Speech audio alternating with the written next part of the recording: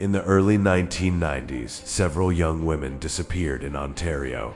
Families waited, police searched, and investigators slowly began connecting the disappearances to a married couple living an outwardly ordinary life: Paul Bernardo and Karla Homolka. But the most shocking evidence would not be discovered until after Homolka had already been sentenced. In 1990, Karla Homolka's younger sister Tammy died at the couple's home. Her death would later become part of the investigation into Bernardo and Homolka. At the time, however, investigators did not yet know the full story that would eventually emerge. Then came two devastating disappearances. 15-year-old Leslie Mahaffey disappeared in June 1991. 17-year-old Kristen French disappeared in April 1992. Both girls were abducted in the St. Catharines area of Ontario. Their families desperately searched for answers. Investigators were already pursuing Paul Bernardo for a series of sexual assaults. DNA evidence eventually connected him to those attacks.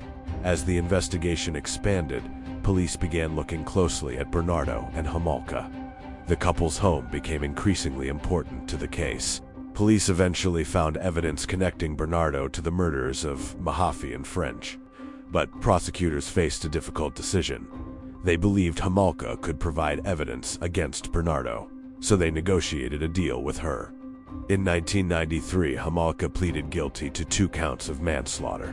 In exchange for her cooperation against Bernardo, she received a sentence of 12 years in prison. At that time, the public did not know everything investigators knew about her involvement. Much of the case was protected by publication restrictions. Then investigators discovered something that changed the entire case. Police obtained videotapes recorded by Bernardo. The recordings showed crimes involving Bernardo and Homolka and revealed evidence that made Homolka's role appear far more serious than the public had understood. The discovery caused enormous outrage across Canada. People began asking how Homolka could have received only 12 years. The tapes had been discovered after the original plea agreement. Canadian Justice Department records later stated that prosecutors would not have made the same agreement had they possessed the tapes at the time. The case had changed completely. Bernardo went to trial in 1995. He was convicted of 2 counts of first-degree murder and received life imprisonment. He was required to serve at least 25 years before becoming eligible for parole. He was later designated a dangerous offender and ordered detained indefinitely. Homolka completed her 12-year sentence and was released in 2005. The public reaction remained intense for years.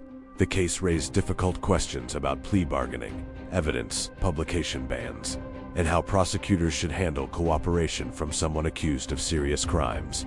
But behind the courtroom controversy were the victims. Leslie Mahaffey was 15.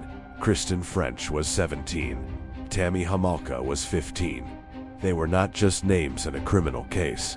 They were daughters, sisters, and friends whose lives were taken far too soon. Their stories deserve to be remembered.